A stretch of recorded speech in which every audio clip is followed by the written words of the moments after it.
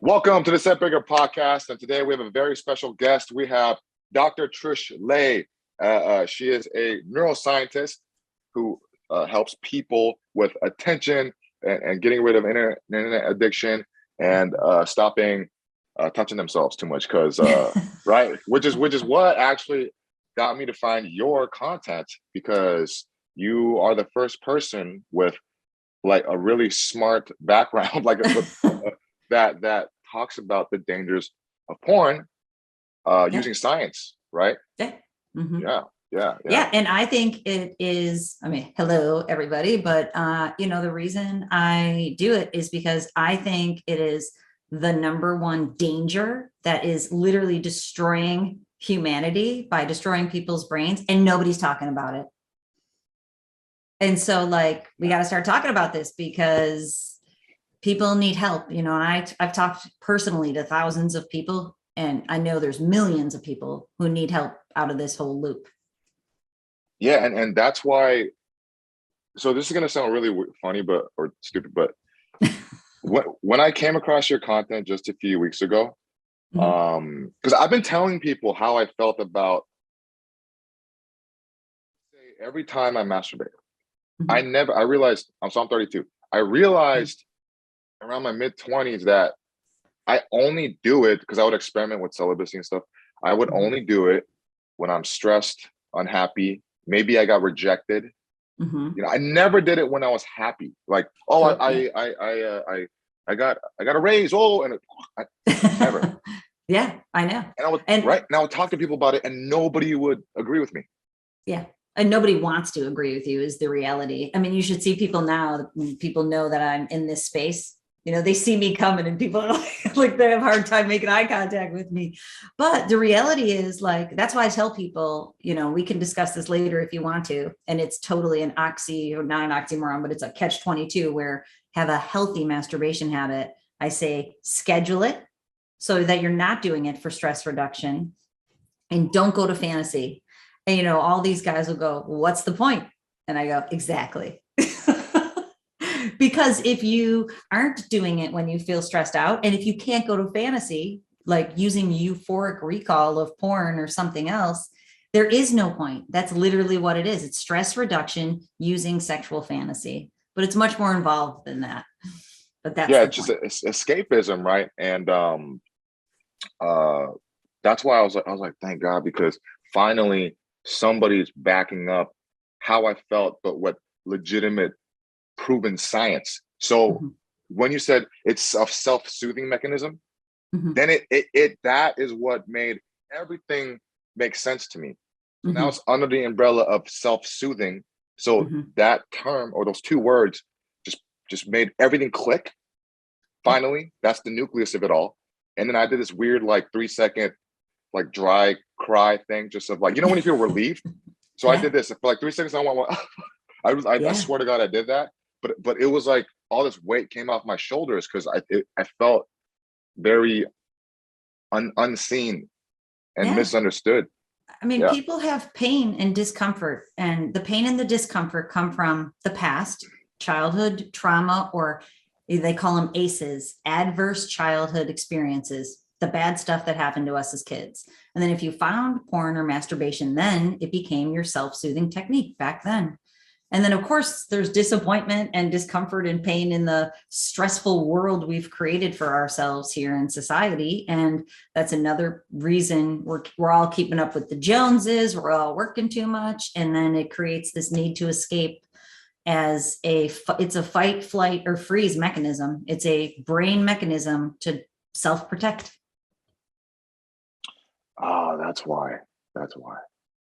Okay. And it's a combo of flight and freeze. Basically, you flee and escape your, the pain or discomfort of your situation, your life situation. And in escaping it, you're able to freeze out of that stressor for a time, and to, you think you're letting your nervous system come down, but you're actually just kind of putting a Band-Aid on the stress and making it worse, honestly.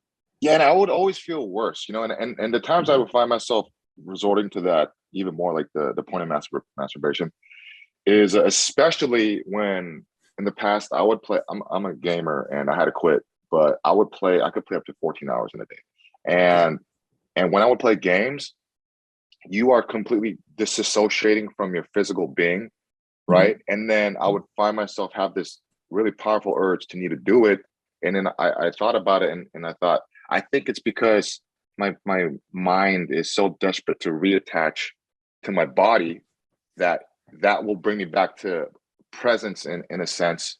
Kind of, but not really. It's actually the opposite. But like, let's go back for 1 second to gaming, because I help a lot of people I try to help gamers that want to optimize their gaming and keep their brains healthy. I've done that for a while.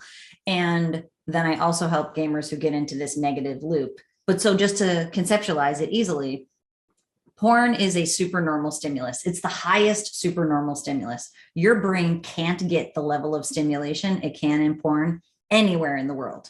That's what is shown. So it's up here. And it's dopamine, the pleasure-seeking neurotransmitter, tons and tons of it. Gaming's here, just underneath it. So there's a continuum of supernormal stimuli. So we might go like, porn, gaming, TikTok, unfortunately. We might go down here to lower levels of social media. But like basically what they're doing is all of that is dumping dopamine into your brain to make you feel good while you're doing it. It stimulates your brain and kind of calms it at the same time. So then when you come out of the screen, whatever that might be, your brain kind of goes like, where's the dopamine? That's why you feel worse after. I call it a dopamine deluge, a flood while you're in the screen, and then a deficit when you're back in your world, which pushes you back into the screen, which is also pulling you back in. So it's this negative feedback loop. It just keeps you're stuck in this survival loop. It is. It's a negative feedback loop. That's exactly it. And it comes from the underlying brain performance pattern. That's where I enter the scene, and I'm trying to educate people. You're caught in this loop. You don't think you are? Just try to leave. It's really hard to leave the loop. And people, I get emails all the time. I got a really sweet email the other day from a guy saying, I saw your video and I was mad at you. Like, I hated you the second I saw you, which a lot of people do. But then he said later on, I'm like, why do I hate this lady so much? And then he emailed me a really kind email saying, you know what? It's not you that I hated. It's your message, because I know it's true. I've been caught in this thing for 20 years and I know I can't leave. And if I admit I'm caught in it, then I have to try to leave. And I know trying to leave is going to be so hard. And then, his email's like, what do I do? And so what I try to teach people is you're caught in this negative feedback loop. And really to get out of it, the essential piece is to change the way your brain is performing, which is what I help people do, and then change your behaviors. Because when you take new action steps, your brain also rewires itself. So you can think differently. You can actually feel your feelings without escaping from them, realize you're not going to die, and then be able to approach and engage. Yeah, which also, so I've been avoiding, porn and so like PMO, that's porn, masturbation, orgasm, right? Mm-hmm. So for the people that don't know, so I'll just say that instead of saying this long drawn out thing. So PMO, I've been avoiding, right, for the past few months on purpose, just to really experiment with the knowledge of you saying self-soothing. So I'm like, okay, Mm-hmm. self-soothing. Am I self-soothing? And Mm-hmm. and here's the thing, it is so bad because before this is gonna sound super fucked up, but I would be in like a grocery store and see like nice long hair. Like, she has like nice hair. And then when I was watching porn, like really graphic porn, my first thought is just, I want to pull her hair and do, Totally. right? Messed up things, right? Dirty stuff. But now, I talk to people about this all day, every day, just so you understand. So like, that is your brain going, I need to get the dopamine. That when you saw that hair, this is what people don't understand. That hair gave you a drip of dopamine, which then led your brain is trained to go towards, if you see long hair, you go towards hypersexuality because you've trained it that way for a really long time. It's like a puppy, but you can retrain that puppy to see a beautiful woman and not go there. Yeah. And what's crazy, like now, because it's been a long time, like long enough, I feel like my brain healed. When I see it, I'm just like, man, she takes care of herself, huh? Like stuff like that. Like, it's weird. Honestly, right? I know. Isn't it amazing? I know. And so some people, they can't go long enough to get there. And those are the conversations I have. And what I tell people, and when I talk with, people on podcasts, I always try to give people action steps because, people go, okay, great. Now I know this thing's going on. What do I do about it? Is that when you see someone, first of all, you got to stop going to porn. But when you do, like you said, when you stop going to porn, those fantasy neural pathways will fire right up on you, like you're talking about while you're in the grocery store.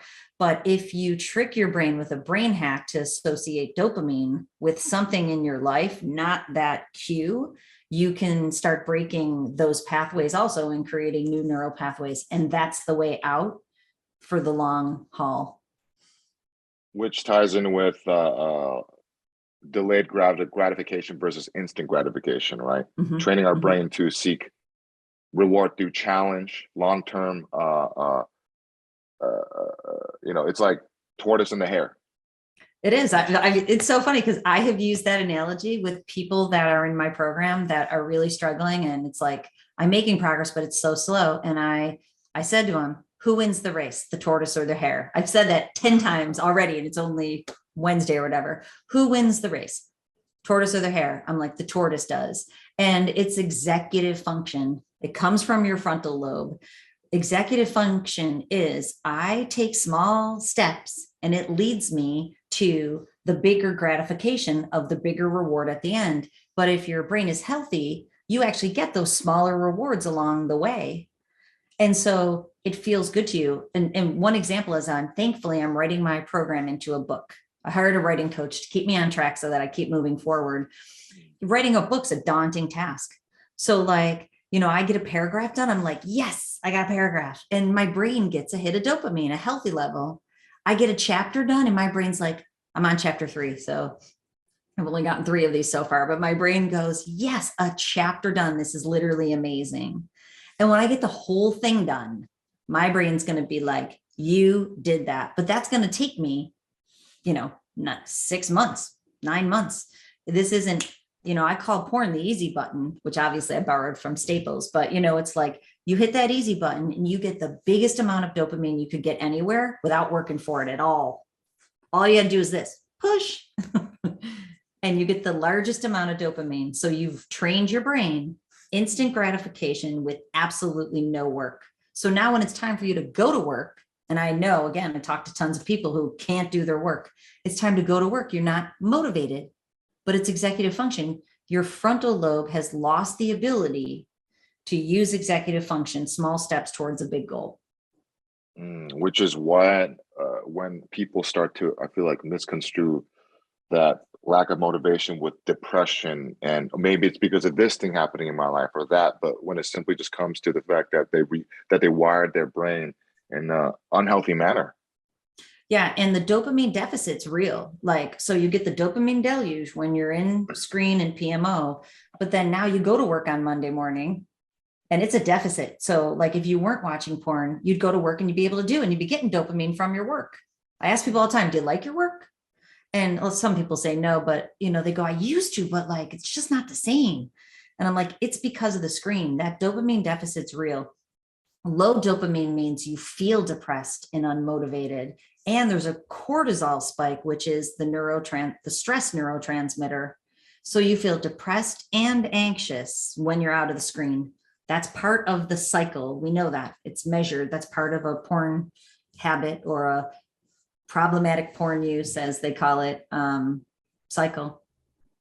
Yes, it's literally like a drug. I used to be addicted to drugs, and to me, it's similar to withdrawal, and the need to just to have it. Exist. It's so bad for people, and a lot of the people I work with, and it's an internalized drug addiction. I'm feel totally fine saying that because science is already showing that the mechanisms are the same. And once there's a lot of science out there, but once there's a ton of science out there, it's going to prove even more and more. It's an internalized drug addiction. And one gentleman I work with, he characterized it really well, I think, where he's like, I wish I was addicted to drugs because if you put me in a padded room for 30 days and I couldn't get my drugs, my brain would unwire and rewire and I'd be fine in 30 days. He's like, right now I'm trying so hard. You put me in a room for 30 days. I can fantasize for those 30 days. I'm coming out worse than I went in. And that's the scary part. That's the scary part. Because that's true. Yeah. That is true. That is true.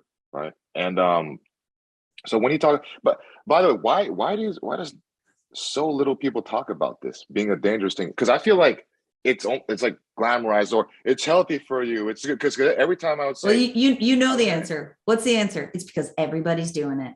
oh, everybody, And everybody's yeah. doing it nowadays. And the people who aren't don't want to talk about it. That's for sure. And, you know, the science on the number of people consuming porn is, you know, if we're talking about younger generations, it's not the case for, I was just telling my dad recently, you know, about this line of work, and he's 82. He's like, what are you talking about? Everybody watches porn. I'm like, yeah, but you know, 82-year-olds, some of them do, but not all of them. But what we're seeing from the science that's measuring what we can measure right now is that teenagers are the number one consumers. And so the next generation, and you just think about it, they're always on phones, TikTok, Instagram, you know, they're on social media all the time, which is sexual media. It's all sexual media. Like you can't avoid it right now if you're on social media, which then leads your brain down that hypersexual. So like everybody's doing it. And then everybody thinks I'm nuts because I'm telling people that they're damaging their brains. But of course, if you're stuck in the loop, you don't want to hear it because it's hard to get out. Yeah. So I'm lovingly trying to encourage people to just look at the truth. Like it comes with no judgment. I'm not judging people. My heart breaks for the people because I call it a negative ripple effect, a silent tsunami. It's like the biggest tsunamis coming for the population and everybody's ignoring the fact that it's on its way. And then it's taken out men. More women are consuming porn than ever, young women. Like, you know, older and middle-aged women, there's not that many women. It's a very small percentage, but that's about to shift just because of porn in your pocket and the supernormal stimulus and more stressors in the world. But it's like, you know, it's coming, and then partners are affected, children are affected. It's this huge ripple effect out from men that they can't see sometimes or don't want to see. And when they look at it, they're like, whoa, they can't believe how far that ripple effect goes out.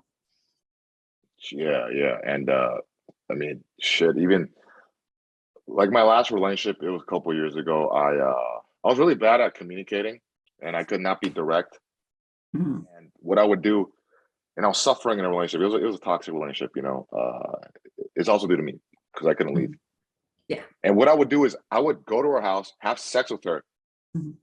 like kind of resent her because I couldn't leave, you know, but I couldn't admit it to myself, right? I'm like, why am I, you know, it's this, that. I'm like, oh, this sucks. Go home and with that resentment, I would watch porn and then jack off after having sex with her. Totally. Which is crazy. And it's the way that this works is that like the way a negative feedback loop works is that it's self-feeding. So what I teach people in my program is interactional style and communication has to improve. So you've already talked about that. If you could actually just go, I want to go home now. And then she could go, great, I'll see you later. So easy, right? if people could do that, that is magic. Like, you know, and learning to do that in your relationship, taking care of your own needs, but you have to be healthy. So like, you know how you're like, it was a toxic relationship. It's due to both of you. So unfortunately, like, and I am not perfect. So I'm not even proclaiming that. What I'm proclaiming is I'm trying really hard to be a better version of myself.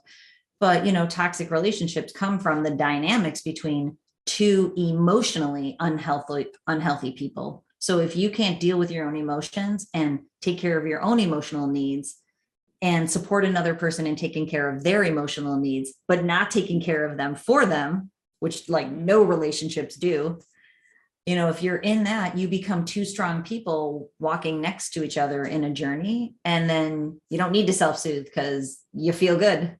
But so many dynamics are very toxic. And then everybody's feeling all these underlying emotions that they ignore. And it leads to all these different acting out behaviors. Yeah. And then everybody just uses sex to just put a little bandage over it. But the wound keeps getting infected. Now it sounds like STD, but you know, right? That's what that is. That's what that is. Oh, but she's so hot. Or like, we have great sex. We have great sex. But definitely that dies because we adapt. Yep. It doesn't work anymore. Yep. That's why I went to the porn also, you know, just everything. Definitely. I think we all do and that. then it just keeps it going and going and going. I know. Yeah. And like what I talk about is, and I don't know if you've heard me say this, it's called inner child work, and it's called a wounded inner child. So like basically, I already said that all this stuff stems from when you were young, you developed some wounds emotionally because of things that happened that you never cleared out. And that created patterns in your life, one of them being PMO. And so then like you have these wounds that they're becoming infected. So if you're in this habit for 5, 10, 20, 30, 40 years, like you've got these infected emotional wounds. And the way to help yourself is to heal those emotional wounds, but you have to see them first. Yeah. And that's what I help people do. Which is good. So it's kind of like chlamydia, right? Because sometimes we don't know it.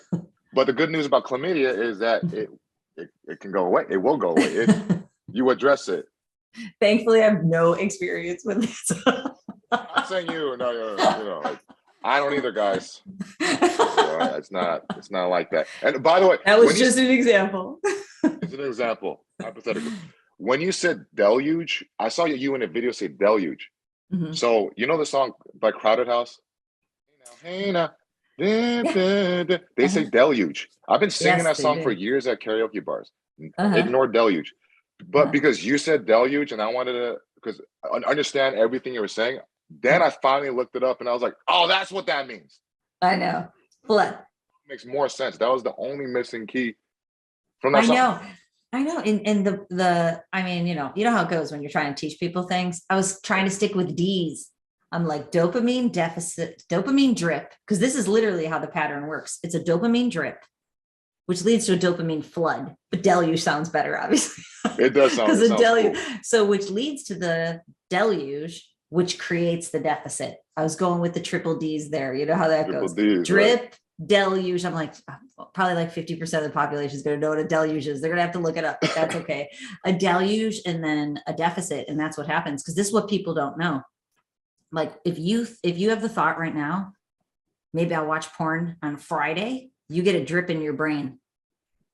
Just the thought on a Monday, will give you, if you think you already plan it for Friday, you get a drip and you'll have drips all week. So you'll have a better week because you're going to watch porn on Friday. And this is all based on neuroscience. What neuroscience shows is once the drip starts, you basically have to follow it through to the deluge if you're in this cycle. Crazy, right? Whoa. And have you heard of Andrew Huberman? He talks about dopamine. Yeah.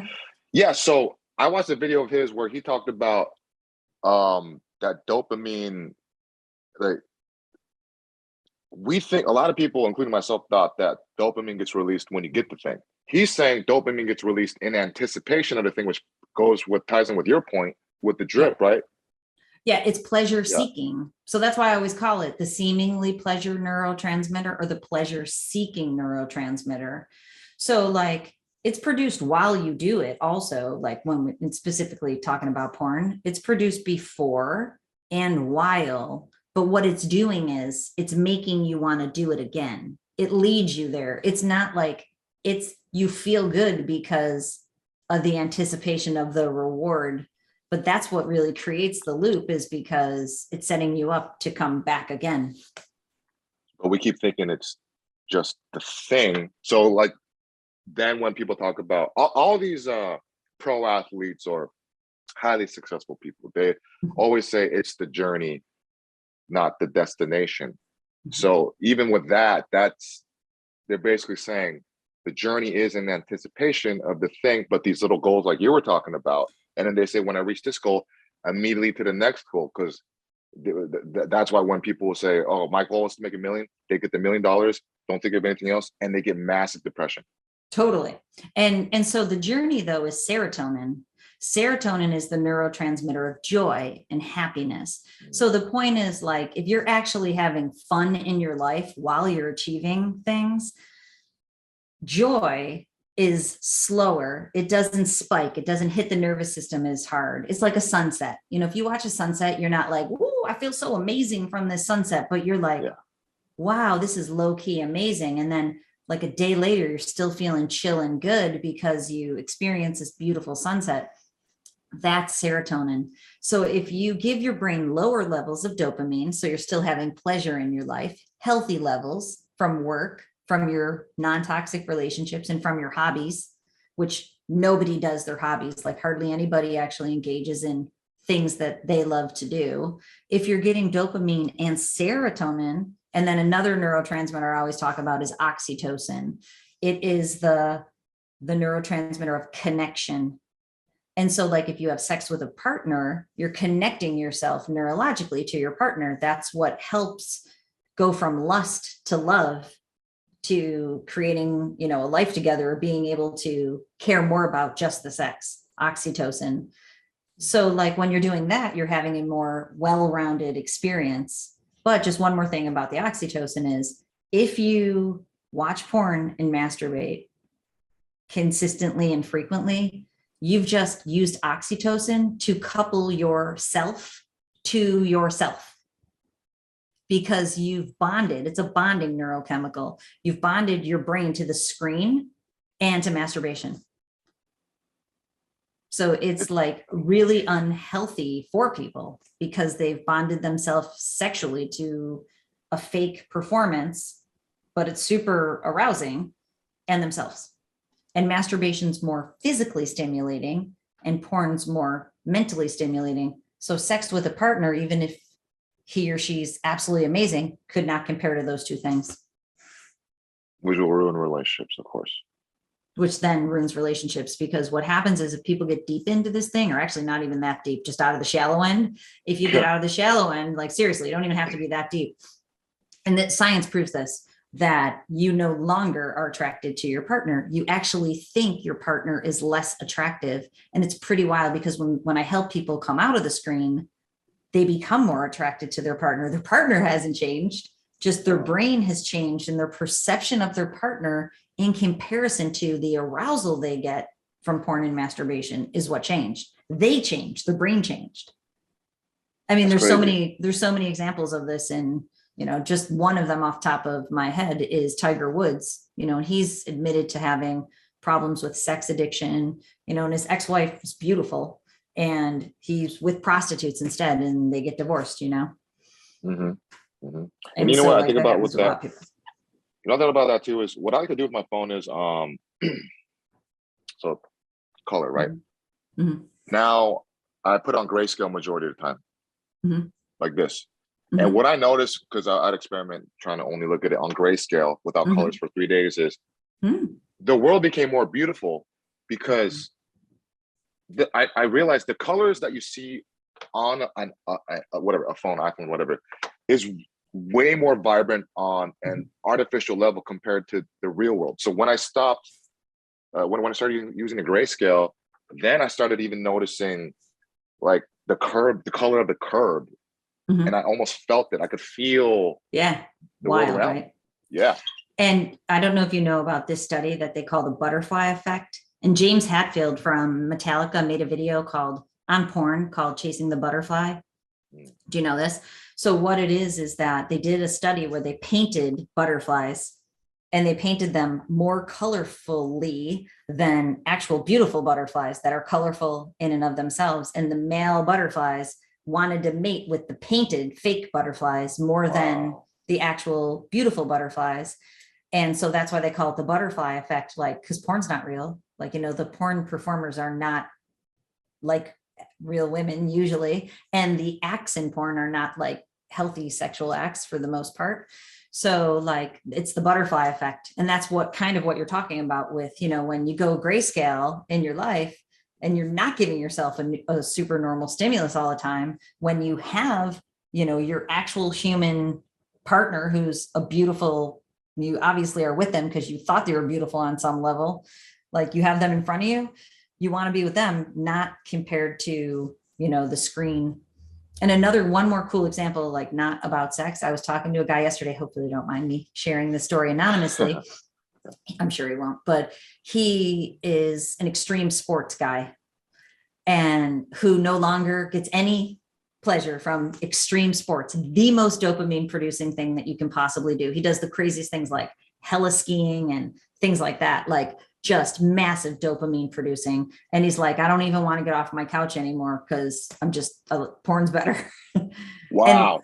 And, just think about it, because porn gives you way more dopamine then heliskiing, which is highly, heliskiing's like up here on going between normal stimuli of dopamine to a supernormal stimulus, but it's still something you're doing in the real world. It's not painted butterflies, but it's really high level normal, so like for someone who doesn't heliski, I took motorcycle lessons last summer. And so like learning to ride a motorcycle is exhilarating. It's anxious, it's exciting, and I'm doing it in the real world. Like that is a dopamine producing activity in my life. That's great. Well, first of all, when you say motorcycle, I just imagine you in your doctor outfit with just porn's bad. Yeah, exactly. I should get it. I should get my helmet out and my Ray-Bans are on. Porn's bad. And yeah, it'll go viral on TikTok. It would go viral. It'll be a YouTube short. It'll hit 3 million and then you'll hit 200,000. By the congratulations on hitting 100K. Great. Yeah, thanks. Great. And then I don't know if you know this, some I was going to call him a kid, but I won't. Some young man took one of my videos from YouTube, put it on TikTok, and it has like 11 million views, but not on my account, on his account. And it's like, it's me going, porn damages your brain. And that's all I say. Oh, man. Did he tag you at least? No, I'm like, dude, you have to. He was pretending to be me. He put like 50 of my videos. I called him. I'm like, dude, share the message, put as many videos, but just put my name in there. And please let people know that account is not me. He was answering people in a way, pretending to be me, basically. And I'm like, dude, you cannot do that. That's not cool. And so then he started adding other videos to the account. But that video, I have 6 kids. I don't know if you know, I have 6 kids. And like all my kids have friends all over the world, and they're coming home and they're like, so-and-so just sent me that video of you. And I didn't even know it was on TikTok. I didn't have a TikTok account at that point. Super funny. So anyways, I'm going to totally make the motorcycle one, because that would be great. Oh yeah. TikTok will love it. Another note about the grayscale thing, talking about the artificial vibrancy of the colors and how it affects us is, then I experimented with watching porn on grayscale. I was not interested at all. Period. It didn't turn me on. So I was like, oh shit, it's the colors. Yeah. The colors is like, I'm like masturbating to the fucking colors essentially. Yeah. I mean, and it's a multi-sensory experience. That's what, take the sound out. That's half the, that's half the experience too. Like, so it is a multi-sensory experience, but definitely it adds to it for sure. Yeah. And then I even thought, okay, so have you looked into why people have fetishes? Yeah, I know all about that. So basically fetishes, there's 2 reasons why. So a lot of people's fetishes do come out of childhood trauma or finding something exhilarating when they were young. So let me just give you a couple examples off the top of my head. Like one person, a lot of people have feet fetishes. Some people I work with have like fetishes of different types of, like one example is a gentleman I work with moved to a place where there's nude beaches just to see nude people, because when he was young, he was exposed, very young, 4 or 5 years old, he was exposed to an aunt who was naked, and it was already erotic for him.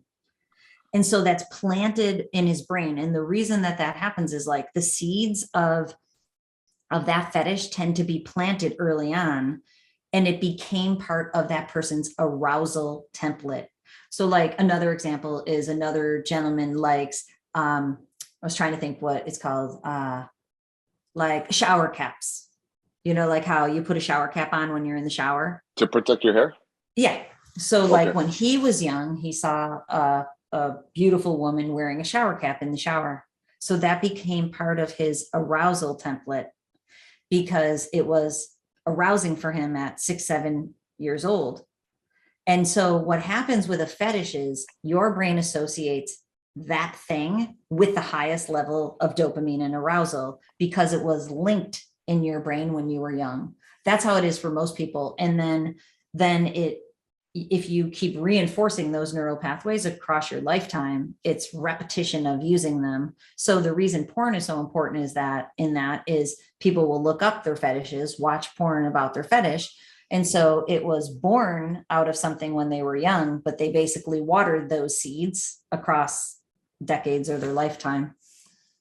Wow. So can a fetish kind of go away? I mean, we can still have a preference for it, but we can dampen the effect if we don't keep seeking those things. Sometimes it's tricky. Okay. And my technique for that when I help people is to find out if it can be incorporated into a healthy sexual arousal template. Some things can, some things can't. Some things can be adapted and become healthier, because I actually think if you can do that, that's better for everybody in the end. Because, let's just say you stop watching porn, you get an amazing partner. Now you're going to have tons of erotic sex. And instead of avoiding the thing you think's the most arousing ever, incorporating it so that you can enjoy it in a healthy way as the most erotic. So like, here's an example of a gentleman I work with. I work with a lot of people who have feet fetishes, and they just want feet stimulation all the time. And so then a lot of times when they're with their partners, so this gentleman's with his wife, he just wants to go feet all the time. And I'm like, you can go feet a little. And this goes for any fetish, and feet's a safe one to talk about. You can include feet in a little, but it can't be the end all and be all. It can't be the main feature of your sexuality, because no healthy partner, no woman just wants her feet as part of the action. She wants all of her to be part of the action. So when you incorporate it in, and that there's a real struggle in people, because that's the thing they want. And we can just say feet, but if you enter in any other act or any other anything, that's the thing where their brain is going, because that's the most arousing. But they have to learn how to incorporate it in as part of a main show that includes a lot of other things. And when people do that, it really becomes awesome for them and great for their partners, and they can have a healthy sexuality without avoiding it. But if it is something that's just harmful for them, which I work with people who have fetishes that are truly harmful, they've hurt themselves doing, or it's just not good for their partner, it's not an agreed upon thing that can stay in the template, then it's got to go. And then it's the same type of technique where we are going to decrease the use of those neural pathways. And the neural pathways, the way I talk about them is that it's like pathways. If I was taking, if I lived behind you and I was taking the pathway to your house, I'm cutting through our backyards to get to your house. If I've always taken the same pathway, it's beaten down and there's no weeds, and it's easy for me to take that pathway. And if it's concrete, it's a concrete pathway, super easy. But if I stop taking that, weeds will grow over it, and I start taking this other pathway next to it, I can trample those weeds down, but that pathway is going to always kind of be there. And that's how this goes, is like, you can weed over it, but if you use those neural pathways, they're at risk of firing up again. One of the biggest reasons too, why I kind of resented my last girlfriend too, was since I was watching so much porn. I have a leg fetish. I've always been in the leg since I was like a child, like second grade, just watching, I don't know, random like Jean-Claude Van Damme movies with the girls. I don't know, it was always there. And my thing with that is, it has to be, and his run. You can't forget to mention how bad Jean-Claude Van Damme's run is. No, it's not because of Jean-Claude Van Damme. Hold on, let me clarify. It's not, guys, I'm saying in his movies with the girls he has, not because of Jean-Claude Van Damme's stuff. But he does he likes to run. Yeah, he does. I'm slightly traumatized by his run, but go on. Sorry. Yeah. He's always doing splits and just for no reason everywhere. But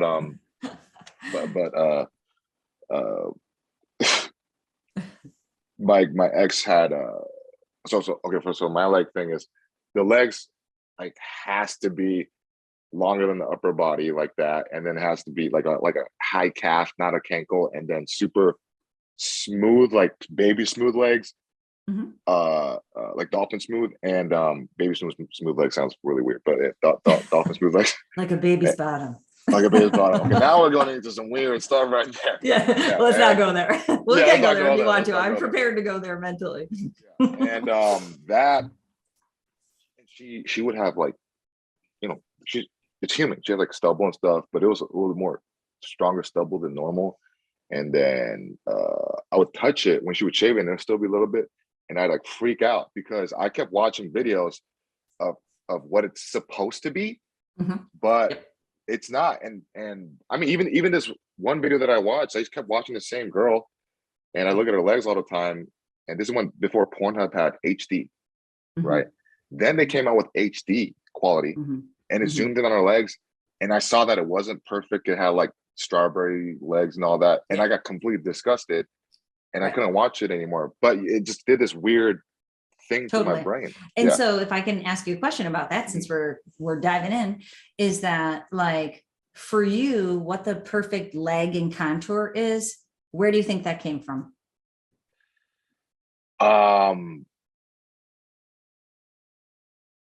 When you talked about the on thing, I'm thinking, because I was always into like the office look, and I think maybe it's because my mom would wear stockings in the office look. I don't know if that stems from that, like that weird thing. Like, and that's kind of my point. Like usually, you know, our ideal of what a beautiful woman is, you know, besides the one that, you know, the whole world has just because we've idealized that, but for different people, they will have like, you know, their avatar or the thing that is most arousing for them. And a lot of times it comes from something they experienced when they were young or from their first exposure, you know, like the first, you know, if it's a magazine, the first magazine you saw imprints itself on your brain and you're like, whoa, there's the standard. And that could be a different, or TV. Because I watched like, a lot of TV with the kind of, like I said, the what Jean-Claude Van, or like whatever American movies with the woman, and they would always show like this long leg, like super long legs. And it would I was always super like really fascinated with it. And I don't know why. Yeah. And so like it came from somewhere. And so a lot of times what I'll help people do is try to figure that out. And then, you know, it can be difficult to resolve that because it created that arousal template. But, you know, and then you end up, what happens for most men is they end up, you know, being most attracted to those type of people in the world. So you end up kind of getting a partner that falls into that category. So it can be healthy if you recognize how to use it well, like anything, right? Opposed to like, if you get yourself caught in genres of porn that just surround that. And I love what you're saying too about recognizing like people don't understand, because I still talk to lots of people where I'm like, it is fake. Every once in a while I have to make a video that I go, porn is fake. Like people don't realize that. People email me all the time, you know, like, you know, don't talk that way about porn because the women are enjoying themselves. I'm like, dude, no, they are not. And even if they are in the moment, it's because they're emotionally unhealthy. No healthy woman in the world wants to be on a porn set. So like, you know, so it's like, it's fake. It's a performance. Even if they're enjoying doing the performance, it's still just a performance. And you're right, in today's day and age where you can blow everything up, it's like nobody's perfect. And that should be the ideal, to have someone who's perfectly not perfect that you know, still find attractive. Yeah. And one of my friends, he works in porn, and he showed me using his cell phone, like a far away, you know, not a professional recording of a 3-way. And I think the guy was standing, the girl was like giving him head, and then the other girl was, I don't know, she was like on his back, something weird. She was doing some, it was like, and it looked like a clown show. But if you see it in the cinematically shot thing, then it's like, oh, it's like the hottest thing. But when you see it for what it is, it's like, what are you doing? It's ridiculous. 100%. Exactly. Yeah. And you know, there's so many, Fight the New Drugs, one organization that does a lot of interviews with former porn performers, or, you know, not necessarily exposés, but just showing the truth of what really happens. And that's exactly it, where it's like, it is, you know, multiple camera angles. There's technology involved in terms of getting the best shots and things like that. So it's not a real experience. A real experience could really never measure to how it's been edited and put together to seem fantastic.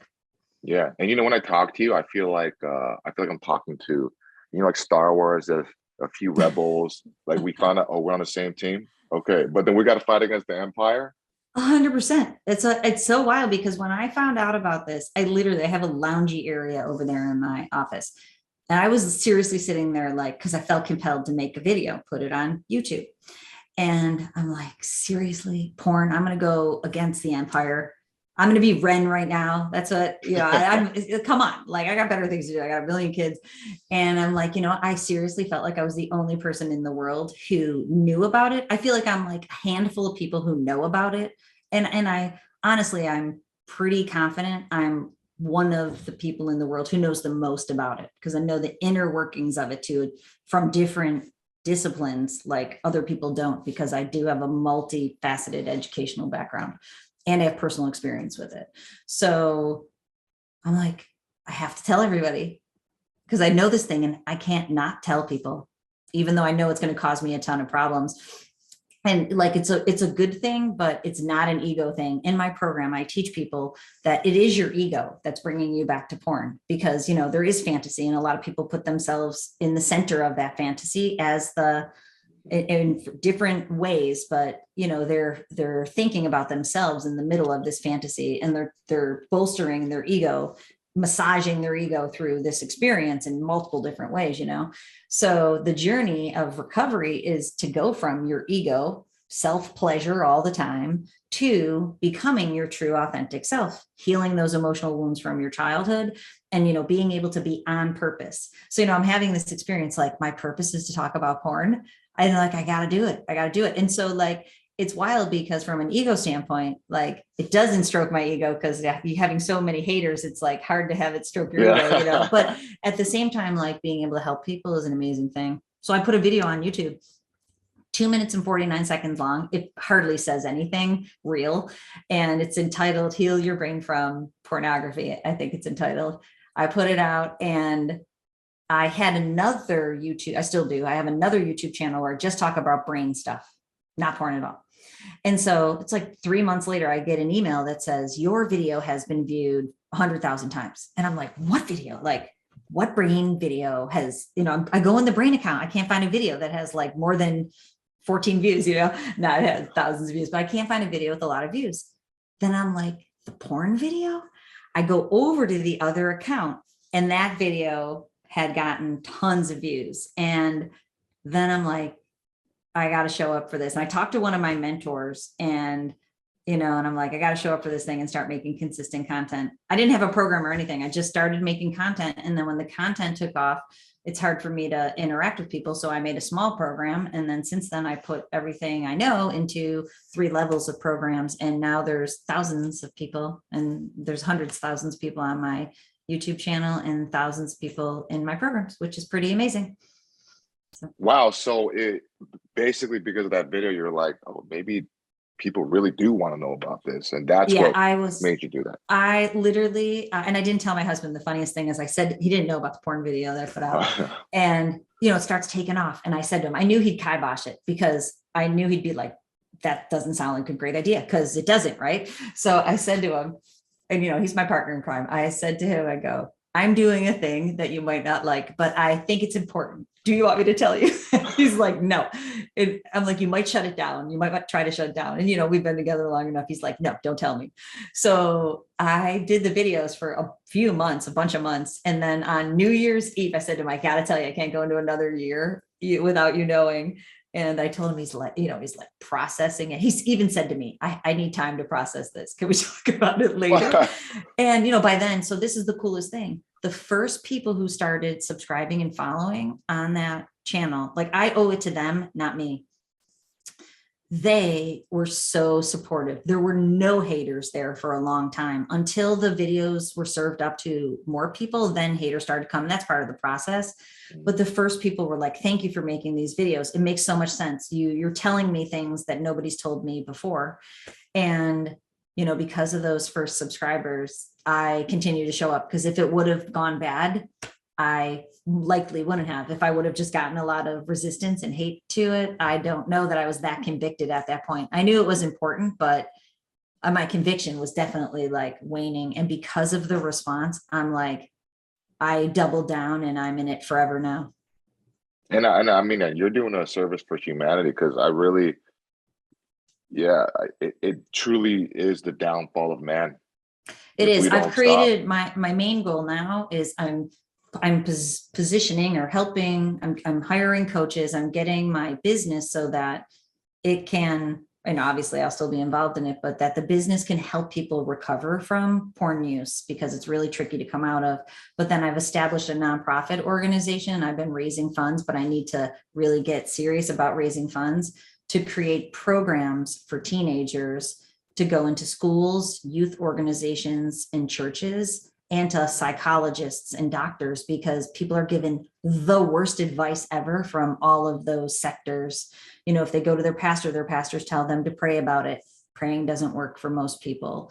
So it's a prevention program so that people, parents and young people understand, because if a young person gets it, it's just like smoking. This is the new smoking. Like back, you know, in the 50s, smoking was cool. All 18-year-olds smoked to be cool. Right now, all 18-year-olds are watching porn to be cool. Billie Eilish talked about this. I don't know if you heard her interview. She said that porn destroyed her brain on the Howard Stern show a couple months ago. I made a video about it. Actually, the BBC interviewed me about that, Billie Eilish. But she's like, you know, I felt a lot of pressure because everybody's doing it. And then it destroyed my brain, gave me all these mental health issues.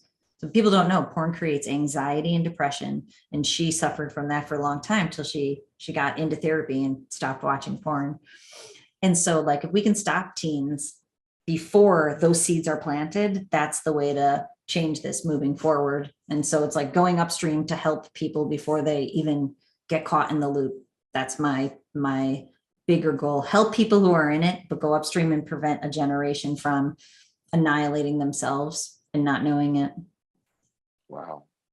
You are Ren. You are. You're leading. I know. My mantra, I teach people meditation techniques too. And my mantra is, I'm one with the force. The force is with me. Yeah. No, I'm so glad to hear that you're making this movement to push back against this thing that, yeah, because you're right. Because people keep talking about, you know, it doesn't stick these whatever lessons about it, because it's like religion, going off of religion, or even in like the manosphere, where they talk about, yeah, don't give your power away to a woman. It's like, okay, whatever, but that doesn't teach like where is it coming from? What's the true, you know?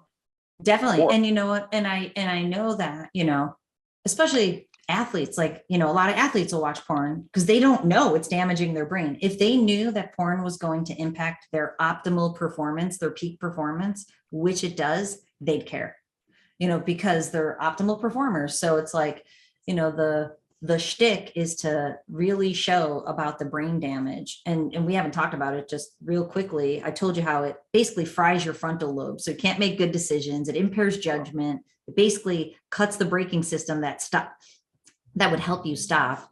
It desensitizes the reward center in the midbrain. That's why you need more and more stimulation, because the reward center is desensitized. So that's what it does to people. So they need more and more and more. And that's tolerance building. And it acts just like an internalized drug addiction. What I do in the neuroscience sphere is I use a technology that's just, you can purchase it out in the world. It's called the Muse headband, which that's not my company. It's a headband. Actually, I might have mine. Nah, I don't. It's a headband that goes across your frontal lobe, and it has sensors on the temporal lobes that go into the reward center, and it trains your brain out of the mode that pushes you back towards porn.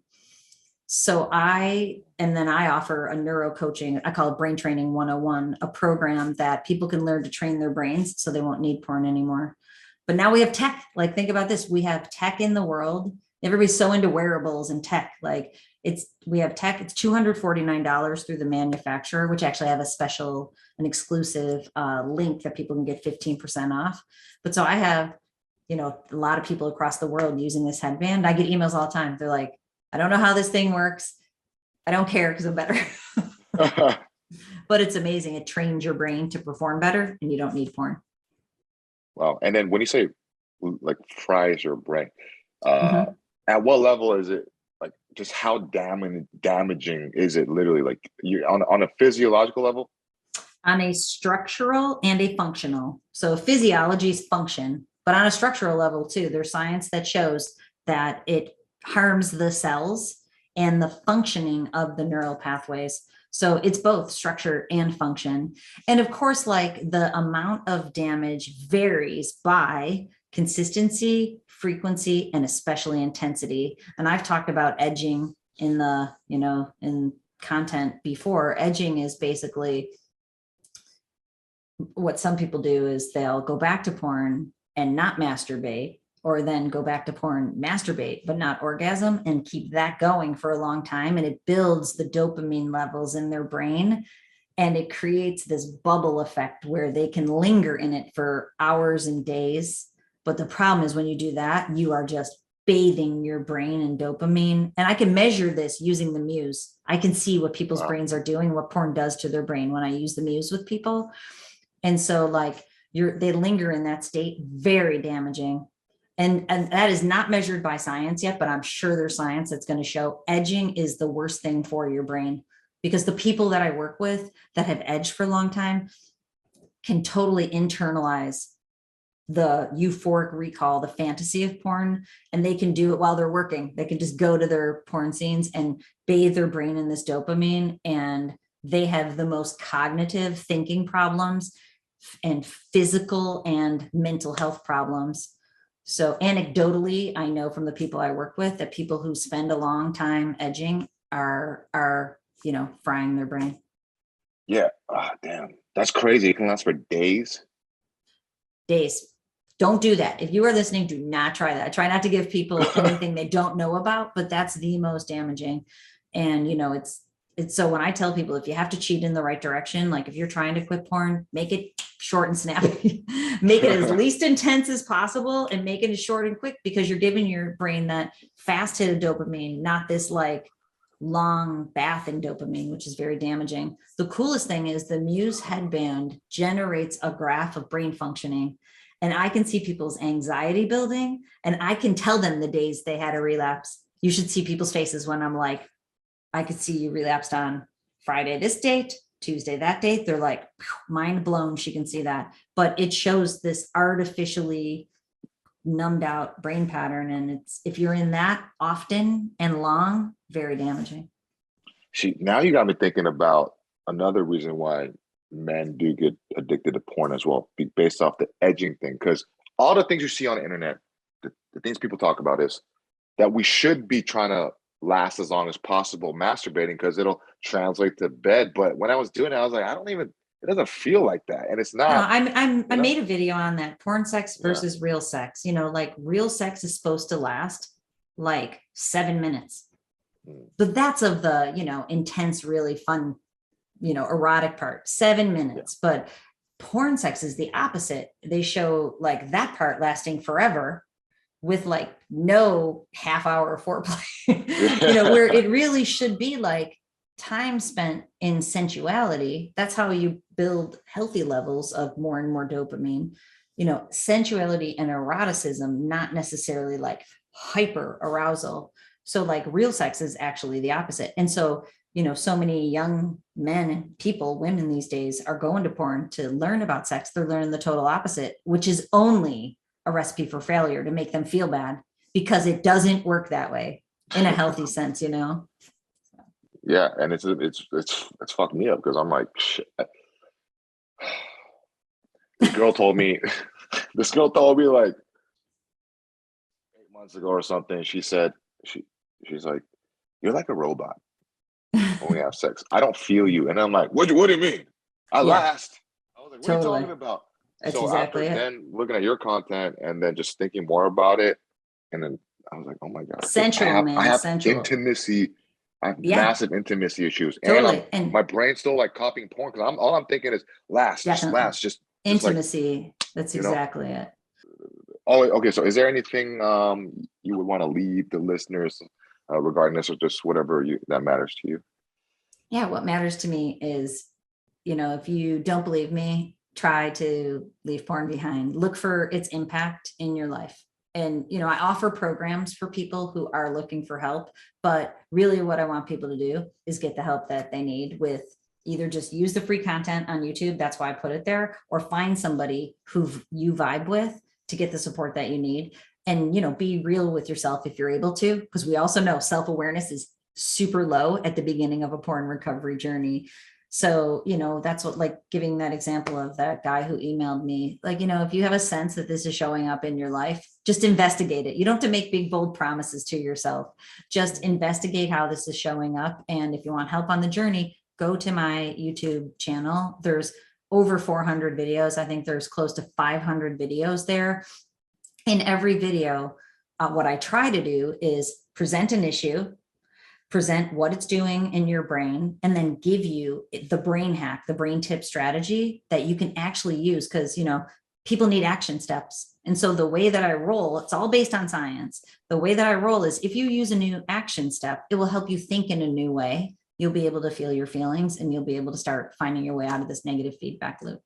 So, investigate this in your mind and, get the help you need if you're stuck in this loop, because your brain will thank you and your life will be completely different in a way you can't even imagine right now.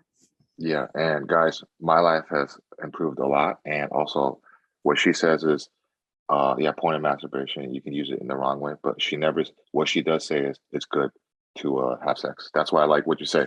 Totally. You should have sex. Yeah. Go have a boatload of sex, man. That's what people are like. People will write on my YouTube channel, like, how do you think I got 6 kids, right? But people will write on my YouTube channel, she's a holy roller who's against sex. And I'm like, no religiosity here, just neuroscience. And I am pro-sex. Porn is not sex. That's what I said. I feel the need to remind people porn isn't sex. It is you are watching, consuming a performance. Go experience life, man. Go have those experiences. And like you said, don't kid yourself that you don't need those intimate experiences because you're all good with the performances you're consuming. That's just avoiding intimacy. And when you are true with yourself and you're like, I'm going to give up these, consumption, and I'm going to go figure out how to live this, life's good. Life becomes a different place to live. Right. Okay. So you want to plug in your website, whatever else you got? Yeah, sure. So my website is drtrishleigh.com and my last name's Leigh. And there's programs of different shapes and sizes there. And I have 2 YouTube channels. Like I said, they are my name. One is Porn Brain Rewire and the other one's Brain Rewire. And I would love to help anybody who's looking for help. But again, get the help you need. Yep. Guys, you heard it. You heard from Brent herself. She is the leader against the empire. Yeah, exactly. Let's go. Trish, right? I just want to say, thank you for being here and helping everybody fight the good fight. And please, no problem. please. My pleasure. My pleasure. And let's stay in touch, because I'm sure there's about a million more things we could break down together, because it seems like we're like-minded in helping people to get on their best journey and rock out their best lives. So guys, this has been another episode of Setbreaker Podcast. Thank you for listening. And until then, I will see you on the next episode. Peace.